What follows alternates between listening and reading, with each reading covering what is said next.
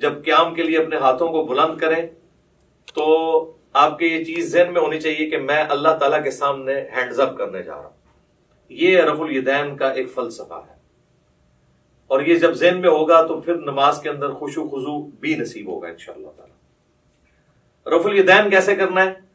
اپنے ہاتھوں کو نارملی بلند کرنا ہے، یعنی اس کونی کو اگر ہم پیوٹ مانیں تو یہ کونی اگر ہم یوں رکھتے ہوئے اپنے ہاتھ کو یوں بلند کریں تو آپ دیکھیں گے کہ میری جو انگلیاں ہیں وہ کانوں کی سیدھ میں آ گئی ہیں، سائڈ سے جا کے دیکھیں، اور میری ہتھیلی جو ہے وہ کندھے کی سیدھ میں آ گئی ہے. یہ سنت طریقہ ہے.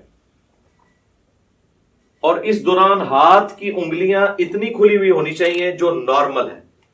سنن ابی داؤد میں حدیث ہے کہ نبی علیہ السلام جب رفع الیدین کرتے تھے تو ہاتھوں کی انگلیوں کو پھیلا کر کرتے تھے. پھیلانے سے مراد یہ نہیں ہے کہ ایسے کرتے تھے، تو بالکل اب نارمل طریقہ ہے. یعنی وہ راوی یہ بتانا چاہ رہے ہیں کہ نبی علیہ السلام ہاتھوں کو یوں نہیں رکھتے تھے بلکہ نارمل ہی رکھتے تھے.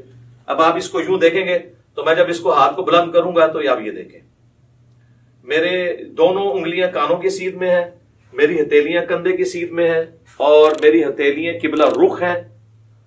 اور اس دوران یہاں پر ہی تھوڑی دیر کے لیے روکتے ہوئے میں اللہ اکبر کہوں گا اور اس کے بعد اپنے ہاتھوں کو باندھوں گا. اب جتنے بھی رفع الیدین ہوں گے وہ اسی طریقے کے ساتھ ہوں گے. صحیح مسلم میں حدیث ہے کہ نبی صلی اللہ علیہ وآلہ وسلم اپنے ہاتھوں کو کانوں تک بلند کرتے تھے. صحیح بخاری میں حدیث ہے کہ نبی علیہ السلام اپنے ہاتھوں کو کندھوں تک بلند کرتے تھے.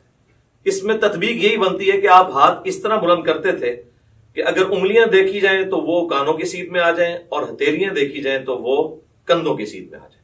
یہ نارمل پوزیشن ہے اور یہ بالکل صحیح ہونا چاہیے. اس کے لیے پریکٹس کرنے کا طریقہ ہے کہ آپ شیشے کے آگے کھڑے ہوں اور اس کی پریکٹس کریں. بعض لوگ ہوتے ہیں ان کے ہاتھ یوں ہوئے ہوتے ہیں، یوں ہوتے ہیں، کچھ یوں ہوئے ہوتے ہیں. یہ پریکٹس آپ کو کرنی پڑے گی. کسی کا ایک ہاتھ اونچا ہوتا ہے، نیچے ہوتا ہے، تو یہ اب مجھے جو آپ میں یہ کر رہا ہوں میرے سامنے شیشہ نہیں ہے، یہ میری پریکٹس کی وجہ سے یہ سیدھا نظر آ رہا ہے. بعض اوقات آپ سمجھ رہے ہوں گے کہ سیدھا ہے لیکن وہ سیدھا ہوتا نہیں ہے، ٹیڑھا ہو جاتا ہے. تو اس کے لیے آپ کو پریکٹس کرنی پڑے گی.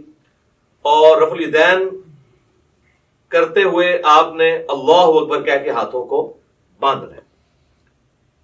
یہ صحیح بخاری کے اندر یہ بھی حدیث موجود ہے کہ نبی علیہ السلام رفع الیدین کرتے اور اللہ اکبر کہتے. اور صحیح بخاری مسلم میں یہ بھی ملتا ہے کہ آپ صلی اللہ علیہ وآلہ وسلم اللہ اکبر کہتے اور رفع الیدین کرتے. لہذا اس چکر میں نہیں پڑنا کہ پہلے رفع الیدین کرنا ہے یا پہلے اللہ اکبر کہنا ہے. دونوں بیک وقت کہنے ہیں، آگے پیچھے کہنے ہیں، جس بھی طریقے سے کہیں سائملٹینیسلی آپ کہہ لیں. ہر صورتحال جو ہے وہ سنت کے مطابق ہے، کیونکہ اتنی جو باریکیاں ہیں نا وہ احادیث کے اندر نہ تو اللہ تعالیٰ کو مطلوب ہے کہ اس طرح کی رپورٹ کی جائے، نہ نبی علیہ السلام نے ان کو اس طریقے سے تعلیم فرمایا. تو یہ بڑی امپورٹنٹ چیز ہے اس حوالے سے. اب آپ سارے آئیں جی اس پوزیشن میں کہ آپ رفع الیدین کرنے لگے، اپنے ہاتھوں کو اس طرح بلند کریں جس طرح میں نے بتایا تھا. ہاں جی ابھی دیکھیں جی کتنے لوگوں کی غلطیاں نکلیں گی جی کہ ان کے ہاتھ کہاں کہاں پہ. یہ دیکھیں نا، یہ آپ کا ہاتھ یوں ہوگا نا تو تب یہ دونوں ہاتھ برابر ہوں گے.